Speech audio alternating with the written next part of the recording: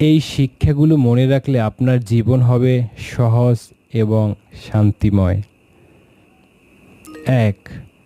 পরিবারকে কখনোই টাকা ধার দিবেন না। যদি দিয়েও থাকেন তাহলে মনে করবেন তা একেবারেই দিয়ে দিয়েছেন। ২. কাউকে প্রয়োজনের বেশি তথ্য দেওয়া বন্ধ করুন। বেশি বলা মানে বেশি ভুল ধরা। ৩. বসে থাকা অবস্থায় কখনো কারোর সাথে হাত মিলাবেন না। দাঁড়িয়ে সম্মানের সহিত করুন। ৪. আপনি যেটা কেনেননি সেটা শেষ অবধি কখনোই খাবেন না। এটা সম্মান এবং শিষ্টাচার। ৫. কাউকে প্রভাবিত করতে গিয়ে বন্ধুকে বিপদে ফেলবেন না। তাতে সম্পর্ক টিকবে না। ৬. অতিথি হয়ে কখনোই রান্না করা খাবারের নিন্দা করবেন না। এতে আপনার ব্যক্তিত্ব নষ্ট হয়।